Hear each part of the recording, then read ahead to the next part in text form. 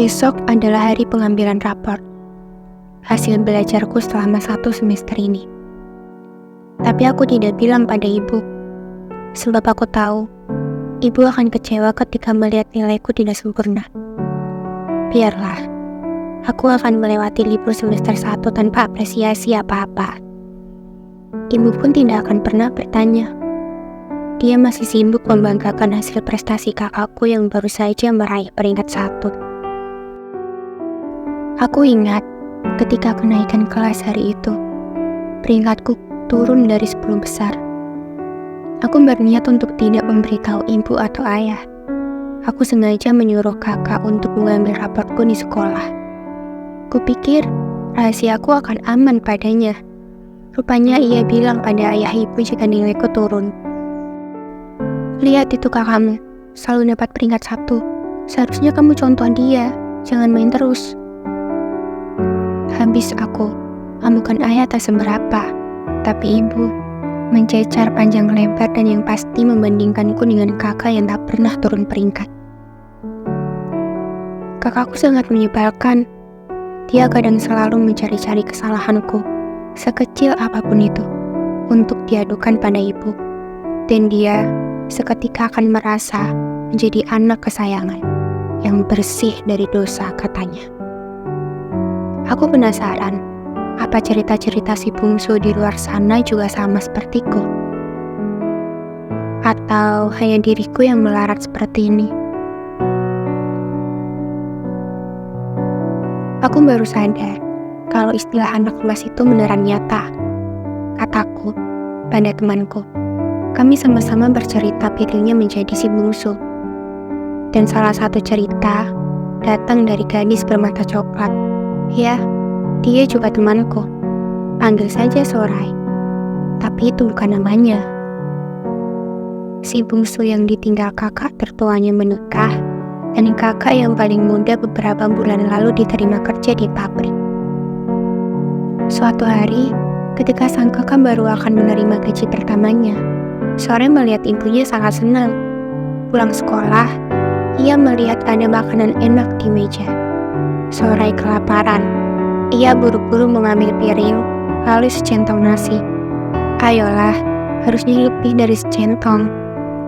Tapi begitu Sorai hendak mengambil sepotong daging rendang di meja, ibunya datang dan membentak. Jangan dimakan, bentaknya. Ini untuk kakakmu. Hari ini dia akan menerima gaji pertama.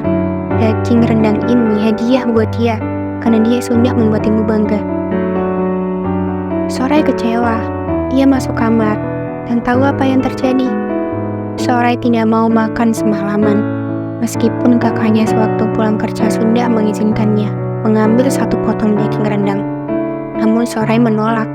Katanya, aku gak mau makan hak orang lain. Ibu membuat itu untukmu, bukan aku. Si bungsu sepertinya akan menganggap ibu bilik kasih. Larut dalam cerita, kami sama-sama menggerutu, menyalahkan si sulung, menyalahkan ibu, orang tua, dan semuanya. Yang pasti aku yakin, si bungsu manapun pasti pernah ada di situasi seperti main HP terus, kamu tuh kapan mau bantu ibu?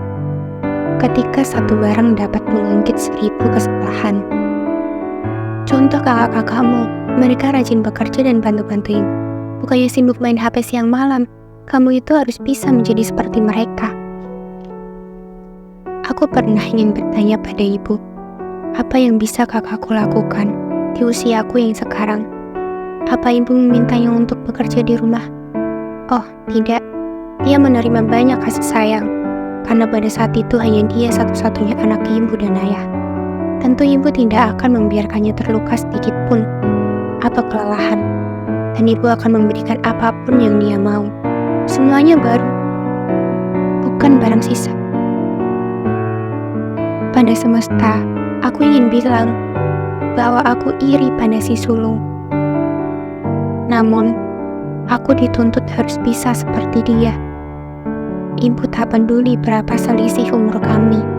Yang pasti, ketika kakakku bertumbuh dewasa, maka aku pun harus siap menjadi dewasa.